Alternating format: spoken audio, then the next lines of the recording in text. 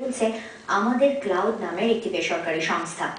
মাত্র 4 জন উদ্যোক্তা নিজেদের অর্থে শ্রীপুরের নিজ মাওনা গ্রামে ট্যাবলেট কম্পিউটার এবং ইন্টারনেট সংযোগ নিয়ে পৌঁছে গেছেন 250 পরিবারে। রিজভি নাজের রিপোর্ট। 70 বছরের আছিয়া বেগম, কানে ইয়ারফোন, হাতে ট্যাবলেট কম্পিউটার। লিখতে পড়তে না পারার লজ্জা থেকে মুক্তি পেয়েছেন ডিজিটস টু অল বা সবার জন্য তথ্য প্রযুক্তি প্রকল্প থেকে।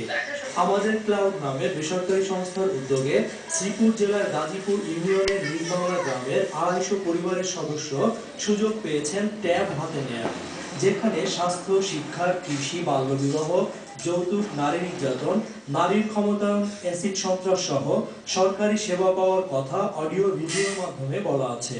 আগে নাম এটা আমি কিছুই শিখতাম না, এখন এটা দেখে আমি শিখছি। অ্যাসিড নিক্ষেপ করলে সাথে সাথে পানি দিতে হয়, এগুলো জানতে পারছি।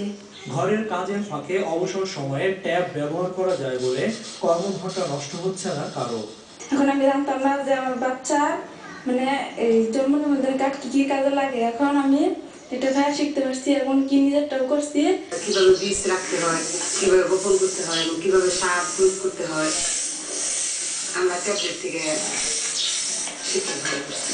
অশিক্ষার দেয়াল সরিয়ে সহজে মানুষের কাছে তথ্য দেওয়ার প্রচেষ্টা থেকেই এই উদ্যোগ উদ্যোক্তাদের। তো সবাইকে লিটারেট করে তারপরে তথ্যের কাছে নিয়ে যাওয়া, কিন্তু সেটা করতে গেলে আমাদের যে সময়টা দরকার এবং এই সময়ের ভিতরে যতটুকু আমাদের সম্ভাব্য প্রোডাক্টিভিটি পাওয়া যেত সেটা আমরা পাচ্ছি না। শুধু টাচ করেই লোকজন একটা রেসপন্স পেতে পারে, সেখানে তার কোনো সাক্ষরতার দরকার থাকছে না। সরকার বা দাতা সংস্থা চাইলে পাইলট প্রকল্পের সাফল্য শেয়ার করবে আমাদের ক্লাউড টিম। 30 দিনের ভিতরে ক খ গ লেখা এবং আইডেন্টিফাই করতে শিখে ফেলেছে।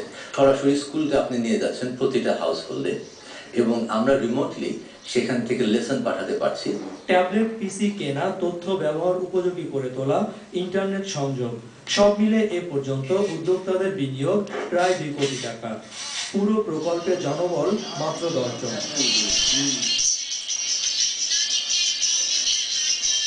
Rizvi Nawaz, channel I, Dhaka.